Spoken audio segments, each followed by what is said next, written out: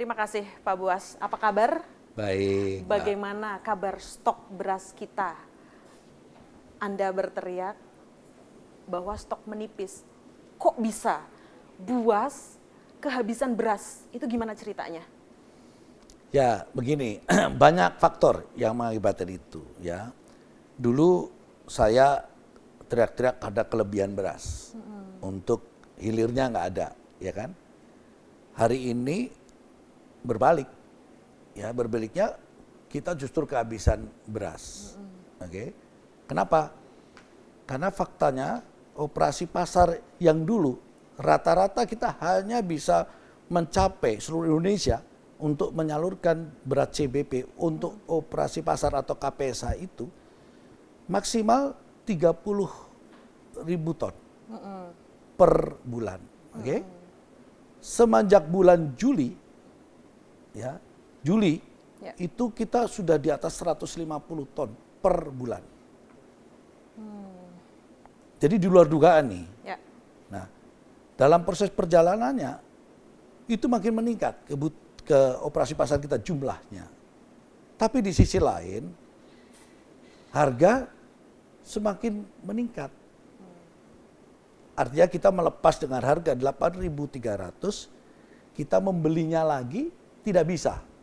Karena di luar ya harganya itu sudah 8.500 sampai 8.700. Berarti kita sudah tidak bisa menyerap lagi karena harganya di lapangan sudah tidak bisa lagi dapat 8.300. Karena kita ditentukan kan dengan aturan pemerintah.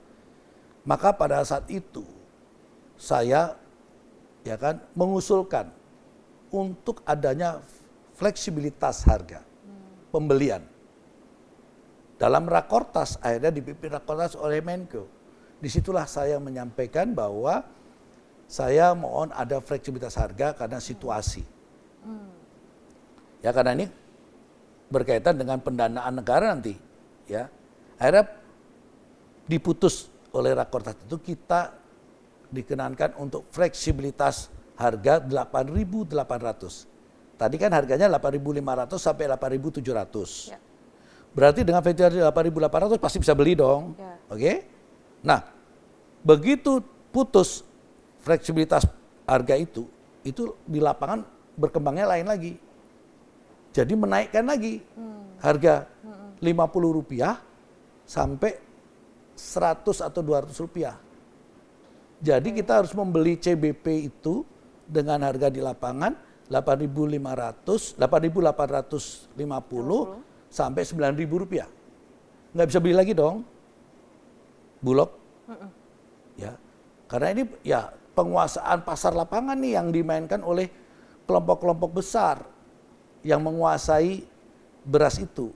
Kelompok besar? Ya, kan memang ada. Semua juga tahu dong kelompok besar itu siapa, ya kan? Oke. Akhirnya saya bilang, kalau begini kita akan tidak bisa mencapai target penyerapan, tapi kita juga tidak bisa ikut menekan inflasi. Tugas Bulog kan ketersediaan dan menekan inflasi, ya kan? Menstabil. Iya, stabil kan harga, ya kan? Nah, saya waktu itu minta lagi Rakortas untuk dicabut harga fleksibilitas 8.800. Dengan pertimbangan apa? Semakin kita minta fleksibilitas nanti dinaikkan, akan mengerek harga beras itu di lapangan. Karena situasinya seperti itu dong, faktanya. Okay. Ya, apalagi saya mantan polisi, ini pasti ada permainan di lapangan. Ada permainan di lapangan? Ya, saya kira tahu kok semua itu, sebagian, ya kan? Oke. Akhirnya saya bilang, cabut fleksibilitas. Timbul pertanyaan, kalau dicabut fleksibilitas, sekarang bagaimana untuk menyerap CBP? Saya bilang kita sikapi dengan komersil. Bagaimana komersil? Ya itu tadi saya ngikuti membeli dengan harga pasar. Sampai batasan saya membeli itu harga tertingginya ada 10.200. Ya. Per kilo itu ya? Yes, itu beras medium, ya kan? Ya. Jadi bebas saya beli. Ternyata tidak sampai target saya lagi. Kenapa? Saya bilang, anak-anak atau staf-staf saya di lapangan menyampaikan, Pak, beras itu di penggilingan sudah tidak ada lagi, sudah kurang jumlahnya, gitu. Tapi di pasaran ada, tapi harganya sudah tidak sampai lebih dari 10.200. Ya saya bilang sesuai aturan kita ketentuan maksimal 10.200 dong. Karena Artinya kita akan menjualnya kepada masyarakat 8.300. Walaupun kita belinya 10.200, kita menjualnya adalah 8.300 karena untuk operasi pasar. Ya. Nah, kita serapnya dengan komersil. Soal nanti selisih harga kan kita bisa ajukan kepada pemerintah. Anggap aja itu subsidi, dan itu sudah saya sampaikan kepada Menteri Keuangan. Dan beliau setuju. Dengan mekanisme seperti itu tadi, dengan kan, beli rugi istilahnya, rugi beli, buat bulognya dong. Ya beli mahal tapi jualnya rugi. Ya betul, jual rugi. Enggak apa-apa, karena misi yang diemban oleh Bulog, misi bukan komersil, bukan bisnis. Oke. Ya kan? Ya. Nah, maka pada saat itu diputus, ya. Bahkan kalau ditanya, berawal dari mana masalah ini? Berawal dari ratas. Pak Presiden berkali-kali menyampaikan warning, ya, tentang masalah adanya krisis pangan global dan krisis energi. Pada saat itu beliau menyampaikan, tolong ini diwaspadai, diantisipasi. Perintah Presiden ya. Oke. Pada saat itu saya ditanya juga sama Presiden, bagaimana Bulog? Saya bilang, Pak, kita untuk CBP-nya tidak bisa kita serap karena barangnya sudah mulai nipis dan mahal. Dan kalau kita terus itu, Pak, itu akan menyumbang inflasi. Nah, dalam proses pada saat itu ada Menteri Pertanian, datanya dari BPS mengatakan kita surplus 6,5 juta ton. Oke. Nah, sementara saya di lapangan tidak bisa menemukan barang itu. Oke. Akhirnya pada saat itu Pak Menteri Pertanian menyampaikan bahwa akan membantu Bulog untuk menyetor jumlah 1 juta ton beras untuk kepentingan CBP. Oh iya, saya siap. Saya bilang begitu kan? Ya. Nah, waktu itu malah Pak Presiden, Bulog siap untuk 1 juta? Siap. Udah. Bu Menteri Keuangan nyampaikan, perlu dukungan dana, uang? Saya katakan tidak. Karena kita sudah punya uang, anggaran untuk menyerap 1 juta itu. Jadi tidak perlu dana lagi. Oke, ini menarik. Perbedaan data dengan Kementerian Keuangan. Saya pengen diupdate dulu nih Pak, 1 bulan menuju 2022 berakhir, stok Bulog sekarang berapa? Dan stok amannya itu berapa sih? Jadi gini, kalau yang pertama Bulog itu stok ditentukan oleh negara. Bukan Bulog yang menentukan ya. Kemarin sudah diputus dalam kota 1 sampai 1,2 juta ton stok akhir yang harus ada di Bulog. Oke. Nah, hari ini kurang dari 600. Kita masih 1,5 bulan lagi melaksanakan operasi pasar atau KPSA yang tadi 8.300 kita lepas. Oke. Berarti dari 500 sekian 587 ribu ton, kalau diprediksi masih 200 ribu kita keluarkan 1,5 bulan ini, berarti kita sisanya cuma 300 ribu ton. Oke, sisa stok yang ada di Bulog. Nah, penugasan negara harus 1 juta. Tadi bila mana itu memang direalisasikan dan ada suplai dari dalam negeri yang dari Menteri Pertanian tadi 1 juta, berarti stok air kita 1,3 dong. Ya, aman dong. Oh, aman, sangat aman. Oke. Nah, tapi faktanya ya berselang dari 3 minggu perjalanan itu sampai hari ini kita tidak mendapatkan suplai itu. Ya kan? Bulog tidak mendapatkan apa yang dijanjikan oleh Kementerian Pertanian, seperti itu. Iya. Nah, sehingga kan ini ada kerawanan. Bukan berarti stok kita di masyarakat kurang. Karena kan ada yang sekarang masyarakat di pasar juga banyak, ya kan? Ada lah ya. Di rumah tangga juga ada sesuai dengan data yang dari BPS. Tapi secara realnya berapa kita nggak tahu. Kalau secara hitungan oke, bisa. Tapi realnya kan bukan data itu yang diinginkan. Ya kan? Tapi bagaimanapun itu adalah data dari BPS, dari Menteri Pertanian. Saya bukan kapasitas untuk mengatakan data itu benar atau tidak benar, surplus atau tidak surplus. Saya ini kan tugas negara untuk menyimpan, ya kan, cadangan beras pemerintah CBP. Nah, sekarang kalau itu tidak ada, ya kan, kita dapatkan dari dalam, kita kan harus datangkan dari luar. Impor. Ya, istilahnya ya impor itu. Ya kan? Dan dalam Rakortas yang tanggal 8 November, itu pun sudah diantisipasi. Oke, pada saat itu Kementerian Pertanian punya tanggung jawab untuk mensuplai ke Bulog 500.000 ton, karena tadinya 1 juta ya. Terus 500.000 ton, dicadangkan sambil lihat perkembangan 500.000 ton impor. Oke. Ini bukan inisiatif Bulog, sekali lagi, bukan inisiatif Bulog. Kita hitung-hitungan real di lapangan. Dan ini hasil keputusan Rakortas. Jadi bukan inisiatif Bulog, bukan. Akhirnya saya bilang, wah ini udah bulan November nih. Nggak mudah mendapatkan 500.000 ton. Karena perlu proses. Betul nggak? Betul. Dari negara luar itu kan kita pelajari bahwa sekarang India pun membatasi, bahkan sudah mulai menutup. Pakistan sama. Thailand juga. Vietnam juga. Karena tadi ada warning tentang Food crisis. yes, itu yang jadi masalah. Ya kan? Mereka membatasi betul sampai hari ini.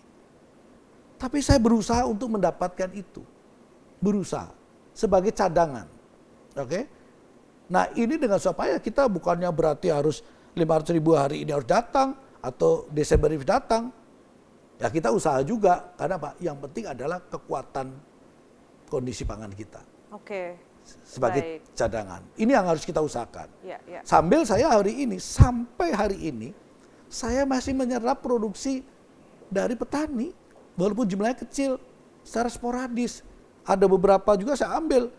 Mau 10 ton yang kita ambil, mau 5 ton yang kita ambil. Oke. Gitu. Saya dapat poinnya, Pak Buas. Tetapi mari kita jernihkan Ya.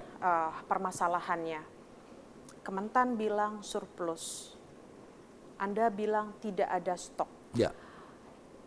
Struktur perhitungan surplus itu seperti apa? Ini seakan-akan, mohon maaf nih, Anda ini hanya dalam tanda kutip direktur utama, kok berani-beraninya nentang datanya kementerian seperti itu. Ini apakah tidak menjadi kesan, memberikan kesan ya, Anda memberikan kesan ke publik bahwa Buas ini paling nafsu untuk impor beras. Mari jernihkan hal-hal yang beredar di publik. Ya. Terima kasih, Mbak. Jadi sekali lagi saya bukan kapasitas untuk membenarkan atau menyalahkan, tidak. Dalam hal ini tidak, ya. Karena Bulog itu hanya dapat tugas untuk menyimpan CBP. Ya. Tugas, dan itu ditentukan jumlahnya, harganya, kualitasnya, oke. Dalam proses pelaksanaannya Bulog itu didampingi oleh BPKP. Dalam prosesnya. Nanti selesai dalam kita proses itu pengadaan, kita akan diaudit oleh BPK. Jadi sama sekali tidak ada kebebasan Bulog itu. Jadi yang sekali lagi yang saya perhitungkan ini adalah kewajiban negara memiliki stok yang sudah ditentukan dalam putusan Rakortas. Itu yang saya tuntut. Oke? Oke. Nah, sekarang kalau saya tidak mendapatkan dari dalam negeri, ya, bukan tidak percaya pada petani. Saya bukan terus menentang untuk ketidakperpihakan kepada petani. Saya sudah berusaha dan sudah membuktikan. 4 tahun berturut-turut kita CBP itu dari dalam negeri. 4 tahun. Dan penghargaan. 4 tahun tanpa impor. Tanpa impor. Sebutir pun tanpa impor. 4 tahun. Oke? Fakta. Ya kan? Kenapa saya bisa? Barangnya ada. Oke. Ya kan? Ya. Nah hari ini barangnya itu tidak ada. Bukan tidak ada karena tidak ada produksi, ada. Mungkin di lapangannya memang barang ini mahal. Sehingga kita tidak bisa nyerap untuk CBP. Oke. Ya kan? Mungkin betul secara jumlah surplus, oke? Tapi belum tentu secara kualitas. Untuk kita simpan. Kenapa? Anomali cuaca. Kita harus bicara secara keseluruhan, tidak hanya satu sisi ya. Makanya saya bilang tadi, banyak faktor yang membuat ini semua. Oke, mungkin data BPS pun surplus. Dari mana? Mungkin ya, mungkin di rumah tangga ada sekian, di pedagang ada sekian, sekarang ada di petani penggilingan sekian. Ya, itu memang datanya seperti itu. Tapi kan kita bicara fakta lapangan yang untuk kepentingan Bulog ya. Nah sekarang, karena kita ini harus ada ketahanan pangan. Ketahanan pangan yang utama. Kita bisa ambil, utamanya memang harus dari dalam negeri dong. Itu mutlak dan itu 4 tahun berturut-turut saya lakukan itu. Nah sekarang kalau terancamnya atau kita punya rawan ketahanan pangan, apa kita tetap bertahan pada kerawanan itu? Kan gitu. Nah artinya kalau kurang ya kita penuhi, kita cukupi. Tapi bukan berarti berlebihan sesuai dengan kekurangan. Seandainya nih cara berhitung saya. Seandainya nih nanti sampai Desember dijamin ada 500.000 ton dari dalam negeri. Oke, berarti kita ada 800.000 ton dong CBP kita akhir tahun. Oke? Berarti kekurangannya cuma 200.000 ton dong. Betul nggak? Kalau stok amannya adalah 1 juta. Yes, kalau stok aman yang sudah kasihkan kan 1 sampai 1,2. Kita ambil yang paling rendah ada 1 juta. Betul ya? Nah, kalau 800 berarti ada kekurangan 200.000 dong. Betul. Itulah yang harus kita datangkan sejumlah 200.000 untuk menutupi stok CBP kita yang aman. Gitu loh, cara berhitungnya. Bukan dagang, kita juga tidak mencari keuntungan. Ya kan? Tidak ada terus kita tidak berpihakan kepada petani. Oh maaf, saya adalah orang yang pertama kali membela petani. Ya kan? Nah, itu yang menjadi pikiran. Bagaimana cara mendatangkannya juga? Saya lihat dong dengan situasi panennya. Jangan pada saat panen ini barang datang. Banjir impor. Oh, nggak boleh. Saya akan melihat pada situasinya gitu loh. Jadi kalau kita bisa menyerap, sampai hari ini kan kita menyerap. Saya terus berhitung ya sama direktur pengadaan saya. Berapa hari ini, prediksi besok kayak apa, seminggu besok kayak apa, bulan depan kayak apa. Itu kita jadi prediksi kita. Kira-kira berapa nih maksimalnya? Kita cadangkan dong supaya aman. Baik. Jadi supaya masyarakat juga tenang. Baik dari produsen maupun konsumen. Sekarang yang kita amankan kan konsumen juga. Karena kalau lapar itu bagi saya tidak bisa ditunda. Betul kan? Kalau kebutuhan lain bisa. Tapi kalau pangan, urusan perut nggak bisa ditunda. Itu yang kerawanannya. Baik, masalahnya begini Pak Buas. Anda sudah membuktikan kredibilitas selama 44 tahun tanpa impor. Betul. Seperti itu. Betul. Masalahnya ini 2022 itu akan berakhir. Kenapa baru sekarang teriak impor? Apakah Bulog tidak memitigasi kekurangan stok itu dari pertengahan tahun seperti itu, Pak? Ya saya sampaikan tadi, kan ini bukan atas putusan saya. Betul kan? Ini bukan putusan saya ngotot impor tidak. Ini putusan dari Rakortas. Di situ menteri-menteri terkait hadir. Oke? Beliau memutuskan itu. Dalam forum rapat tidak ada yang menolak. Ya kan? Sehingga putusannya adalah tadi 500.000 dari dalam negeri yang nanti diinisiasi oleh Kementerian Pertanian. 500.000 dicadangkan untuk mendatangkan impor. Clear dong? Bukan saya ngotot dong sekali lagi, betul nggak? Sekarang saya bilang ini pun tidak langsung saya datangkan, betul nggak? Saya tetap berusaha untuk dalam negeri. Yang 500.000 ini saya tunggu sampai hari ini. Saya harapannya nanti Desember jaminannya pasti, berarti akhir stok kita dari dalam negeri itu 800.000 ton. Betul dong? Nah, karena ini juga putusan, bukan putusan Bulog ya sekali lagi. Ini putusan pemerintah, putusan negara, putusan hasil Rakortas. bahwa Bulog harus menyetok 1 juta minimal, Ya. berarti kurangnya 200.000 dong. Di 200.000 harus kita datangkan gitu loh. Oke. Tapi waktunya jangan terus Pas musim panen. panen. Nah itu sama aja kita membunuh petani gitu loh. Ini bukan karena masalah Bulog tidak maksimal menyerap beras di petani di masa lalu. Oh tidak. Tadi yang saya bilang tadi. Kita menyerap maksimal, ya kan? Sampai bulan Juni, oke? Ya. Tiba-tiba bulan Juli itu ada peningkatan harga. Ya. Kekurangan produksinya mulai di tingkat petani. Dengan bukti apa tadi? Selama ini operasi pasar KPSA kita tiap bulan 30.000 maksimal. Tiba-tiba bulan Juli 150, 160. Bahkan Oktober itu sampai 214.000 ton kita keluarkan untuk operasi pasar. November ini juga di atas 150 nih. Ya kan? November ini. Prediksi Desember karena belum ada panen. Ya kan? Ini bisa 150 lebih. Maka tadi saya bilang 1,5 bulan ini prediksi saya kita bisa mengeluarkan kurang lebih 200.000 ton lagi. Oke. Sehingga tadi dari yang 587 hari ini ton itu akan tergerus 200.000. Sisanya berarti ada 300.000. Apa risikonya jika impor itu tidak ada? Apakah Presiden juga tahu tentang permasalahan data ini? Dari dulu kan kita masalahnya data ya Pak. Beda data proyeksinya Bulog, beda data dari Kementan. Apakah Presiden tahu tentang hal ini? Saya kira Pak Presiden punya tenaga-tenaga ahli, punya tim-tim dalam memantau, ya pasti tahulah. Ya walaupun ini bukan tugasnya Presiden mutlak, ya Pak Presiden itu banyak yang dipikirin. Jadi jangan urusan gini kembalikan lagi Pak Presiden. Ya. Sudah ada pembantu-pembantunya, termasuk saya, itu yang harus berpikir tentang ini. Oleh sebab itu ini diwadahi oleh Menko, ya untuk memikirkan ini. Tadi yang saya bilang Menko sudah berbuat, sudah melakukan rapat 3 kali, ya kan? Bahkan keputusannya tertulis seperti tadi yang saya sampaikan. Jadi itu sudah keputusan negara sebenarnya. Dan itu sudah Presiden pasti lapornya kepada Pak Presiden, Pak Menko pasti laporan juga kepada Pak Presiden. Saya pun perkembangan-perkembangan juga saya sampaikan. Sekarang apa yang ini, supaya Pak Presiden juga tenang gitu loh.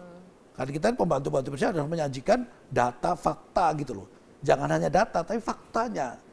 Jadi kalau data bisa salah, karena perhitungannya bisa aja meleset. Tapi kalau fakta, realita gitu maksud saya. Realita di lapangan seperti itu. Sekarang saya begini, pada saat itu saya dapat surat juga dari Kementan atas dasar tanggung jawab beliau untuk mensuplai kita. Oke? Surat itu adalah mewujudkan Bulog segera membeli kepada PT ini, penggilingan dengan jumlah sekian banyak, oke? Dengan secara keseluruhan jumlahnya 1 juta ton. Oke. Saya kan ada di seluruh wilayah ya, cabang. Oke.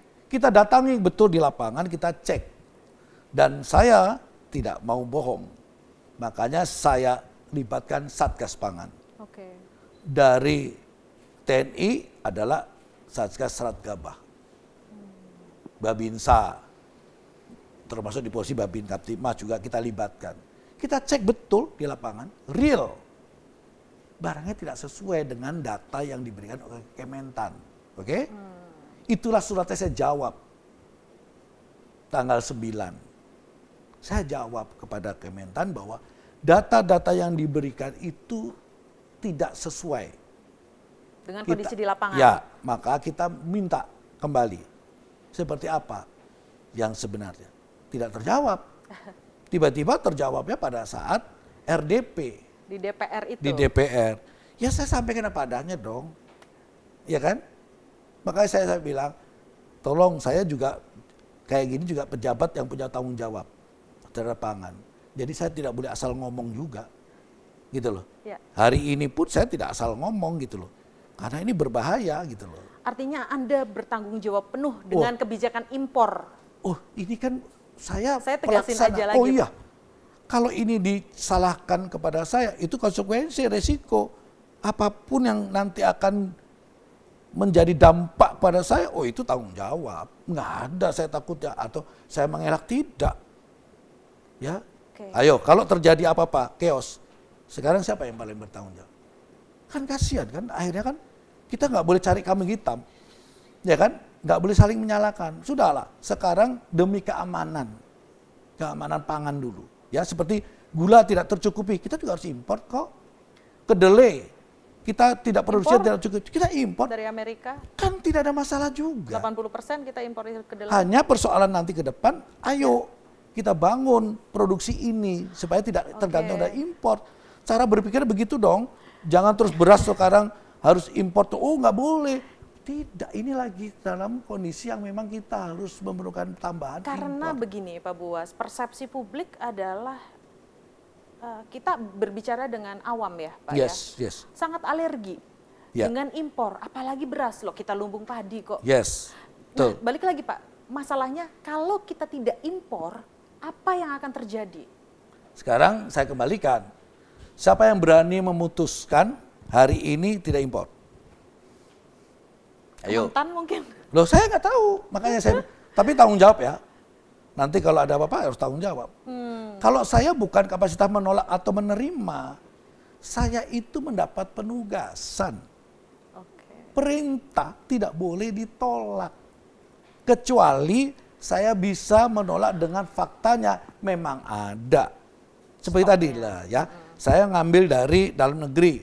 Ya sudah saya ambil sampai hari ini, ya kan? Secara sporadis saya ambil. Saya hitung dong. Berarti ini akan mengurangi dari jatah impor. Gitu loh. Tapi next ini jadi pelajaran kita. Karena ini kan saya bilang alam, anomali cuaca. Nggak bisa kita lawan. Harus kita real lah. Jadi jangan juga petani nanti karena awam berpikir terus dipanas-panasin gitu loh. Ya tidak, jangan jadi begitu. Komoditas politik maksudnya. Iya, seperti itu. Jangan. Loh ya, real aja lah kasih tahu. Sekarang saya tanya, apakah petani hari ini, ya petani itu dengan beras naik diuntungkan? Ayo. Karena mereka yang memproduksi hari ini, dia menjadi konsumen beras.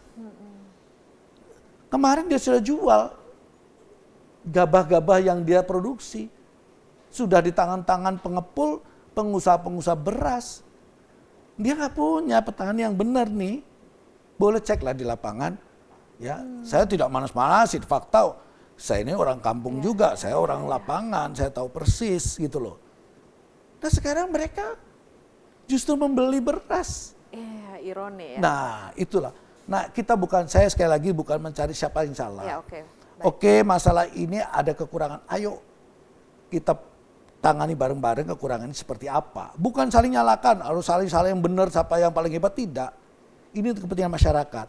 Next, kita bangun kembali. Kayak apa nih? Supaya lumbung kita memang bisa surplus, produksi kita bisa baik, ya kan? Bisa aman. Kita swasembada pangan, suku kita bisa sampai kedaulatan pangan. Jadi kita bisa ekspor pangan itu. Itu yang harapan itu. Pak Buas, yang terjadi di pasar saat ini adalah harga beras terus merangkak naik. Yes, betul. Apakah Anda membaca bahwa ini juga andil Bulog yang terbuka dengan data stok beras? Jadi ketika Bulog berteriak stok beras tipis, terjadi kepanikan di tingkat tengah, di tingkat distributor seperti itu yang pada akhirnya kucing-kucingan harganya naik. Bukankah data stok beras menipis itu seharusnya dirahasiakan saja? Tidak. Kita soal pangan sekali lagi saya bilang, pangan kita tidak boleh bermain-main. Karena kan real juga pemerintah mengumumkan stok yang ada, ya itu untuk keamanan. Tapi bukan berarti stok kita rendah ini bisa menjadi pemicu untuk naiknya harga, ya kan? Karena operasi pasar saya tetap berjalan di seluruh Indonesia. Yang tadi saya bilang, yang tadinya rata-rata 30.000, sekarang bisa 200.000 kan? Berarti kita ini tetap, ya kan, aktif. Tapi kan tidak menekan harga, betul nggak? Berarti kita ini membanjiri pasar, tapi terserap pasar dengan begitu masif banyak. Ya kan? Berarti kalau kita bicara hukum ekonomi kira-kira apa? Harga mahal. Supply-nya Nah, artinya suplainya kurang. bermasalah. Yes. Demand tetap. Ya kan? Baik. Tapi karena suplainya kurang, maka merangkak harganya. Kita bumikan bahwa tingkat konsumsi masyarakat pada beras itu dari bulan ke bulan stabil. Ya. Orang sehari makan nasi 3 kali. Yang jadi masalah membuat harga ini menjadi fluktuatif adalah pasokannya. Produksi itu yang tidak bisa kita jaga, Ya. seperti kita menjaga makan kita sehari 3 kali. Ya, betul. Seperti itu. Nah, kalau ini mau didalami, ya yang punya kewajiban, punya kewenangan untuk mendata itu, melihat itu ya silakan. Didalami, ditanyakan. Tapi sekali lagi, bahwa saya bukan kapasitas untuk menolak atau mengiyakan Oke, impor. karena Ya. penugasan. Yes, itu karena penugasan saya sebagai Bulog ya. Ya, Karena juga itu ditentukan oleh pemerintah. baik. Ya, tapi saya berusaha sampai hari ini tetap berusaha walaupun harganya di sini mahal saya tetap beli.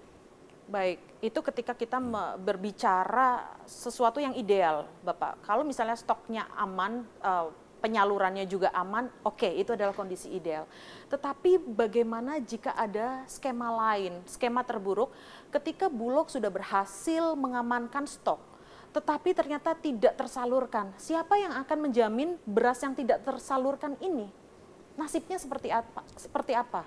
Jadi ini gini ya Mbak ya, saya sampaikan. Memang sebelumnya ada permasalahan itu. Bulog itu ternyata berstok untuk kepentingan negara juga. Oke? Betul. Nah, hulu dan hilirnya harus terjamin dong. Karena kita off taker petani. Ya kan? Penugasannya umpamanya penugasan pemerintah 1,5 juta. Oke, kita udah nyerap 1,5 juta tadi dengan aturan dan segala ketentuannya kita simpan. Tapi dalam kurun waktu tertentu harus dipakai dong. Ya, harus tersalurkan. Yes, itulah yang kemarin juga termasuk kita dapat penugasan dari pemerintah untuk penyaluran bantuan Rastra naik kemarin, bantuan-bantuan pemakai PPKM waktu COVID kita salurkan. Tapi setelah itu berhenti. Nah berhenti beras ini nggak kepake lagi. Tanggung jawab siapa? Nah ini harusnya kan jadi tanggung jawab negara. Makanya sekarang kita belajar dari yang lalu untuk ke depan harus bagaimana. Gitu dong, iya kan? Nah kita harus mulai melihat dari pelajaran itu untuk kita ke depan yang lebih baik. Maka kita sampaikan, ini sekarang Bulog ini kan sedang membangun infrastruktur. Ya, infrastruktur untuk kita membangun MRMP, Modern Rice Milling Plant. Ya. Nah kita memproduksi beras. Dengan kehadiran negara melalui Bulog untuk kita menyerap petani, gabahnya petani. Petani cukup dia memproduksi gabah kering panen. Tidak kering giling, karena kita belajar dari pengalaman anomali cuaca. Jadi jangan petani harus jual dengan kering giling, dia kan tergantung dari matahari. Kalau matahari tidak ada, dia dirugikan. Maka ini sudah kita bangun di 13 wilayah produksi beras atau produksi gabah. Ya. Ini sudah kita lakukan. Nah, ke depan harapan saya ya, ini termasuk kita bagaimana kita membangun kekuatan pangan. Bulog bisa memproduksi sendiri dengan kualitas bagus, harganya murah. Tidak ada lagi permainan-permainan harga nantinya. Nah, tapi hulu hilirnya harus jelas. Maka saya sampaikan pada Pak Presiden, Pak, karena beliau sudah meninjau ya peralatan-peralatan itu. Sebagian beliau sudah lihat. Saya bilang, Pak, dulu Bulog itu mensuplai beras kepada TNI Polri dan ASN. Tapi kesalahan kita juga, kesalahan Bulog. Karena kita tidak menjamin kualitasnya. Sehingga pada saat itu putus. Karena Bulog identik dengan beras mutu negatif, Ya. jelek. Betul. Berkutu. Bonusnya kan kutu ya. Nah, ini sekarang sudah kita rubah. Semenjak saya jadi dirut Bulog, sudah saya rubah model itu. Reformasi. Iya, sekarang kita produksi beras premium kita di pasaran umum luar biasa dan dapat penghargaan dalam produksi beras premiumnya Bulog, beras komersialnya Bulog. Itu wujud nyata bahwa Bulog sudah berubah karena kita sudah punya mesin-mesin modern. Nah, nanti ke depan begitu MRMP kita jalan dan operasional, kita hadir di lingkungan petani, harapannya ini produksi petani kita serap sebanyak mungkin, kita produksi sebanyak mungkin, kita salurkan kepada TNI, Polri, ASN. Itu kualitasnya bagus, beras baru, sementara produksinya akan terus bergulir. Jadi dari hulirnya selalu sampai. Kembali ke masalah impor. Singkat Pak Buas, siapkah Anda selama ini menjadi sahabat petani, mendadak menjadi public enemy petani se-Indonesia karena kebijakan impor Anda?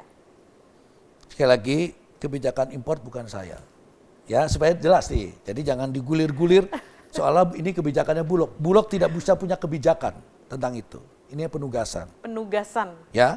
Tapi saya siap menjadi bempernya negara, ya, bempernya masyarakat dikala kalau saya nanti menjadi seolah-olah menjadi lawannya petani. Karena saya tidak pernah melawan petani.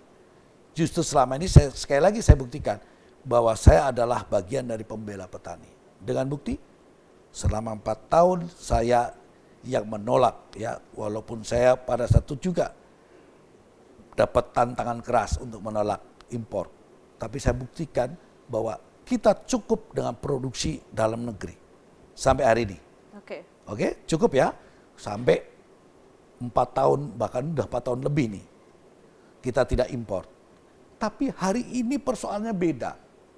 Hari ini beda. Supaya juga tadi seperti jangan petani seolah ini digerakkan untuk melawan saya karena satu petani ini justru hari ini menjadi konsumsi beras. Bukan produksinya lagi. Produksinya sudah lewat. Tapi ini demi kepentingan ketahanan pangan yang saya sampaikan ini. Ya kan? Dan ini kan sementara.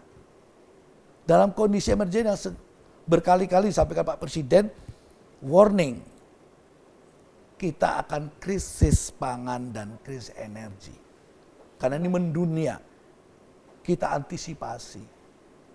Ya. Dan kita sudah berusaha mengantisipasi, hari ini faktanya, ya kan, kita harus antisipasi dengan dukungan dari luar. Ingat bahwa produksi kita, ya, tidak semuanya juga bisa dalam negeri. Kedelai, ya, kebutuhan kita mayoritas impor. Ya. Karena kita belum bisa memproduksi kedelai dengan jumlah, ya kan? Demikian juga beberapa bawang, beberapa komoditas pangan. Jadi menurut saya itulah satu resiko konsekuensinya seorang pejabat, ya kan, seorang yang mendapat amanah negara. Yang penting adalah kita tidak berpikir untuk kepentingan Anda pribadi. Siap menjadi bumper negara? Ya, oh siap, itu wajib. Terakhir Pak Buas, itu kondisi real ya, tapi kita bungkus lagi bahwa permasalahan yang terjadi saat ini tidak hanya supply and demand saja Pak, tetapi adalah permasalahan perbedaan data. Bisakah Anda minta ke Presiden untuk memberikan memformulasi kebijakan biar berhenti nih masalah perbedaan data ini? Bisakah kita melakukan amnesti data? Jadi semua data, dosa-dosa data di masa lalu digugurkan, mari kita bikin data yang terbaru, disepakati bersama, siapa yang paling bertanggung jawab pada data itu, siapa penyusunnya, dan semuanya harus patuh. Bisa nggak kita seperti itu? Sebenarnya, sekali lagi saya sampaikan, ini bukan tanggung jawab Presiden, dan sudah ada bagiannya masing-masing. Dan BPS sekarang sudah berubah, dia memperbaiki terus data, ya kan? Dengan metode-metode yang sekarang lebih bagus. Yakinlah ini akan tambah baik.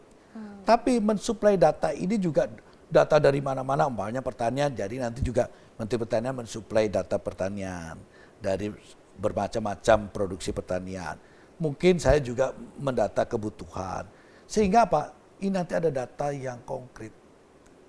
Ya kan? Data yang valid. Ya. Betul. Ya, itu yang paling penting. Dan ini sudah dilakukan. Kemarin kan BPS juga sudah menjelaskan, ya kan, bagaimana metode yang beliau lakukan, bagaimana cara ini dengan beberapa dari staf ahli Kementerian Pertanian sudah sampaikan bagaimana pendataan masalah pertanian itu Indonesia secara keseluruhannya, ada yang satu lahan pertanian sawah padi yang panennya hanya setahun sekali. Produksinya juga tidak rata-rata 3 ton atau 4 ton, tapi kecil, oke? Tapi di sisi lain ada yang produksinya setahun 2 kali, dengan produksi mungkin rata-rata 4 ton sampai 6 ton. Ada lagi yang bisa setahun 3 kali. Nah ini yang harus kita beda-bedakan secara menyeluruh, sehingga data itu valid betul gitu loh. Tapi ada tapi lagi, kita tidak bisa melawan alam, ya kan? Apalagi prediksi BMKG ini kan nanti tahun depan kalau nggak salah ada El Nino. Ini juga akan mempengaruhi produksi pertanian itu sendiri, termasuk padi, berkaitan dengan beras. Jadi kita jangan lagi berpikir bahwa oh ini harus seperti ini, nggak bisa.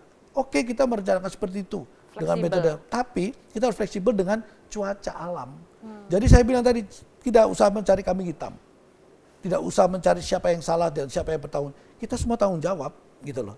Tapi dikala memang harus melakukan sesuatu demi kebaikan, demi kepentingan yang lebih besar, lakukan itu dengan segala konsekuensinya. Seorang pemimpin harus berani, seorang pejabat harus berani mengambil resiko dong, konsekuensinya. Jangan cari aliran selamat.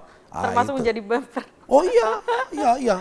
Jadi bumper itu wajib hukumnya. Ya. Baik. Jadi nggak ada masalah, bagi saya tidak ada masalah. Baik, ya. baik.